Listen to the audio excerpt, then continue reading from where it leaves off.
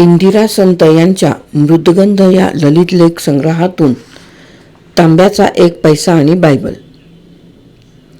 दाराशी अंधार आला की उठायचे, देवापुढची समई लावायची, एक बत्ती लावून ठेवायची आणि आम्ही दोघी बहिणींनी मांडी घालून हात जोडून देवापुढे बसायचे. रामरक्षा, गणपती स्तोत्र, नवग्रहांचे, मारुतीचे असे 5-7 स्तोत्रे म्हणायचे. मग उदबत्तीचा अंगारा कपाळावर टेकवून सोप्यावर येऊन कंदिलाच्या 2 बाजूंना दोघींनी अभ्यासाला बसायचे. असेच एकदा मी वाचत असताना काका एकदम वाकून म्हणाले, "काय वाचतेस ग?" मी पुस्तक दाखवत म्हटले, "बायबल, नवा करार." काकांनी हातातून पुस्तक हिसकावून घेतले आणि ते बाहेर फेकत म्हटले, "पुन्हा असलं पुस्तक तुझ्या हातात दिसलं तर शाळा बंद." ते पुस्तक बाहेर वाऱ्यावर फडफडत होते आणि इकडे माझे काय चुकले ते मला कळत नव्हते. काकांचे स्वतःशीच बोलणे चालले होते. ते एका पुस्तकात तोंड खुपसून बसलेल्या मला ऐकू येत होते. कावेबाज मिशनरी, पुस्तके फुकट वाटतात, बाटवायला बघतात, आपल्या धर्माचा प्रचार करतात, इत्यादी इत्यादी. मला धर्म बाटवणे, कावेबाजपणा हे सर्व अज्ञात होते. माझ्या डोळ्यांत सारखे पाणी येत होते, पुस्तक बाहेर फेकले म्हणून. त्यावेळी मी बेळगावच्या मिशन स्कूलमध्ये पहिलीत होते. आम्हाला आठवड्यातून 1 तास बायबलचा असायचा. शेवटच्या त्या तासाला आम्ही दोघीच विद्यार्थिनी अगदी खुश असू. मोकळे मोकळे वाटे. अजगरणी मास्तर आमच्याशी बोलत. आल्याबरोबर प्रथम आम्हाला गुड इव्हनिंग गर्ल्स करून मग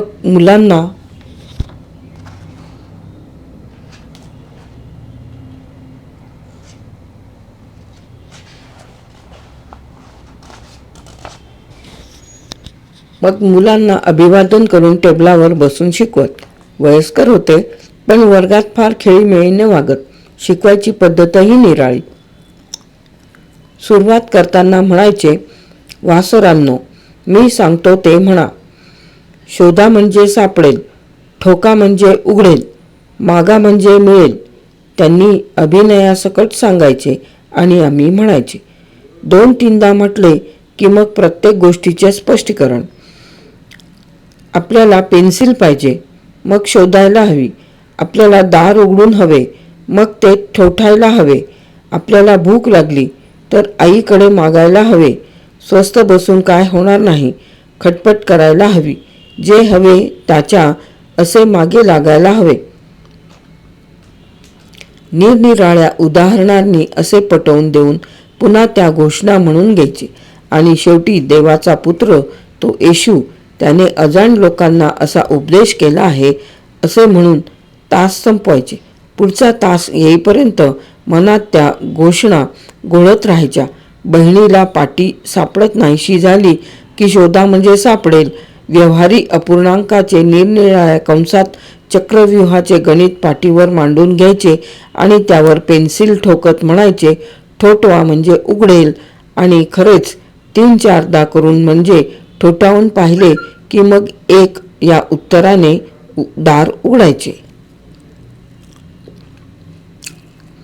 असेच एकदा त्यांनी शेजाऱ्यावर प्रेम करा हे इतके सुरेख समजावून दिले. प्रथम घोषणा म्हणून घेतली, मग म्हणाले, शेजारी म्हणजे ज्याचा आपला काही संबंध नाही असा. निकटवर्ती. समजा तुमच्या पायरीशी कुत्र्याचे पिल्लू येऊन बसले तर ते तुमच्या शेजारी, त्याच्याशी प्रेमानं बोला. त्याची चौकशी करा, त्याला समजून घ्या, त्याची गरज ओळखा, त्याच्या अडचणीला सहकार्य द्या, त्याच्यावर प्रेम करा. तुमच्या शेजारी जो जीव असेल त्याला सुरक्षित वाटू द्या. आणखी एकदा मुलाकडून त्यांनी म्हणून घेतले, जे तुमच्याजवळ अधिक आहे ते नेहमी दुसऱ्यासाठी आहे. तुमच्याजवळ 2 पेन्सिली असतील तर त्यातील 1 पेन्सिल ज्याच्याजवळ पेन्सिल नाही त्याच्यासाठी आहे हे लक्षात ठेवा. निरनिराळ्या उदाहरणांनी समजावून देऊन शेवटी घोषणा घेऊन ते म्हणाले, देवाचा पुत्र जो येशू, त्याने जनसमुदायाला हा उपदेश केला. एकदा वर्गात येताच त्यांनी सांगितले, एक गरीब मुलगा आहे, त्याला एकटी आईच आहे, ती गावाला गेली आहे, त्या मुलाला एका परीक्षेसाठी पैसे भरायचे आहेत, तर ते आपण भरूया.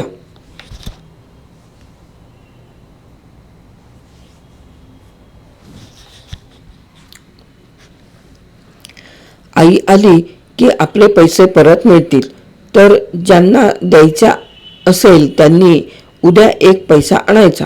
मी आईकडे पैसा मागितला. तिच्याकडे पैसे नसत, पण माझे रडवे तोंड बघून हुडकून हुडकून तिने देवापुढच्या पंचपाळ्यातील कुंकवाच्या तळाचा एक लाल निळा किटलेला असा पैसा काढून दिला. तो मी चिंच मीठ लावून घासून लख केला. दुसऱ्या दिवशी मास्तरांना दिला. त्यांनी पैसा वर्गात दाखवून म्हटले, बघा रे, तुमच्या बहिणीनं किती लखलखीत तांब्याचा पैसा दिला आहे. जे दुसऱ्याला द्याल ते नेहमी चांगले द्यावे. लगेच मुले एकसुरात ओरडली, असे जो देवाचा पुत्र. मास्तरांनी काठी उगारून मुलांना गप्प केले. नाही नाही वासरांनो, हे मी तुम्हाला सांगतो आहे. काही दिवसांनी आमचे पैसे परत मिळाले. पुन्हा कधी असाच उपयोगी पडेल म्हणून कपाटाच्या सांदीत मी तो पैसा ठेवला आणि नंतर विसरूनही गेले. तर अशा या पुस्तकात फेकण्यासारखे काय होते हेच मला समजेना. तो येशूचा धर्म, मग माझा कोणता? मी रोज देवाला नमस्कार करत होते. भुपाळ्या, स्तोत्रे, विष्णू सहस्त्रनाम म्हणत होते. आषाढी, कार्तिकी, शिवरात्र हे उपवास तर मी 3ऱ्या वर्षापासून करत होते. महाभारत समजेल तितके वाचले होते. आप्पा साधले, काशी मावशीचे पतिराज आप्पा साधले यांनी त्यातील खूप गोष्टीही सांगितल्या होत्या. माझ्या लक्षात होते ते महाभारतातील शाप, भस्म हो, निपुत्रिक हो असले भीती दाखवणारे. आप्पांनी आदर्श शिष्य एकलव्य ही गोष्ट सांगितली, तर त्यातील द्रोणांचा मला राग आला होता. जयद्रथ अर्जुन यांच्या युद्धात कृष्णासारख्या देवाने सूर्य झाकला हे मला चांगले वाटले नव्हते. आप्पा आम्हाला कविता शिकवत. त्यात अशा काही होत्या.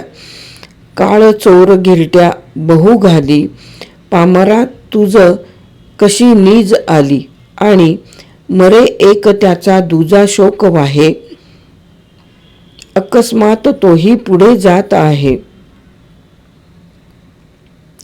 संध्याकाळी अशा कविता म्हटल्या की रात्री अंथरुणावर पडल्यावर डोळ्यांपुढे काहीतरी वाईट दिसायचे. घराभोवती कोणी लपचपत फिरत आहे असे वाटायचे आणि किती वेळ झोप यायची नाही.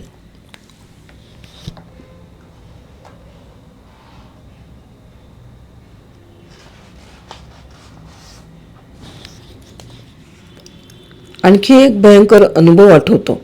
एकदा ताई वाटेतून उठेना म्हणून मी पायाने तिला ढकलली. ती रडायला लागली.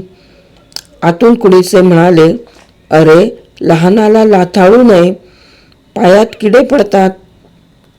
त्याच संध्याकाळी दारापुढे खेळताना अंगठ्याजवळच्या बोटाला ठेच लागली. खूप रक्त गेले. रात्री खूप ठणकले. 2 दिवस बोट सुजले, दुखले आणि त्यातच पू झाला.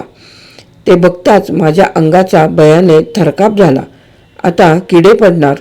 लंगडत लंगडत गोठ्यात जाऊन सत्याप्पाला विचारले, किडे कसे रे पडतात?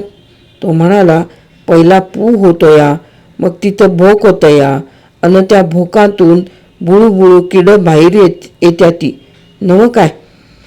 कुठेतरी जाऊन रडावेसे वाटले.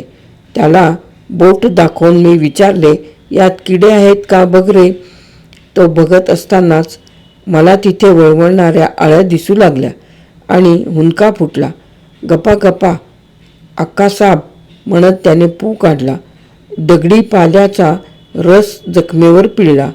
चोथ्याचा लेप दिला आणि म्हणाला, पळा आता, किडबिडं काय बी नाही. पण खपली पडेपर्यंत जीवात जीव नव्हता. पाप करण्याचे तरी किती भय, आणि माझ्याकडून सतत ते केले जायचे. कळ्या तोडल्या, देवाला शिवले, समई तोंडाने फुंकली, पानात अन्न टाकले, पुस्तकाला पाय लागला, असे पापांचे ढीगच ढीग. पाप फार केले की नरकात जावे लागते.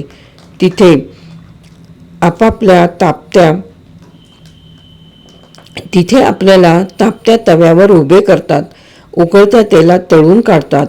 आप्पा, या नरकवासाचे काय भयंकर वर्णन करायचे. हीच तर धर्माची शिकवण नसेल. आमच्या धर्माची मुलांना मिळणारी शिकवण हीच होती काय? माझ्या मुलांवर संस्कार करण्याची जबाबदारी जेव्हा माझ्यावर आली तेव्हा वाटले की या नयेच्या नकारात्मक भयंकर दहशतीच्या शिकवणीपासून मुलांना कसे दूर ठेवावे, त्यांना असल्या संस्कारापासून कसे वाचवावे, त्यासाठी कोणते आधार शोधावे, कसे समजावून द्यावे, अशा विचाराने मन व्यग्र झाले की का कुणास ठाऊक मला डोळ्यासमोर दिसू लागायचा तो तांब्याचा लखलखीत एक पैसा आणि ते वाऱ्यावर फडफडणारे बायबल.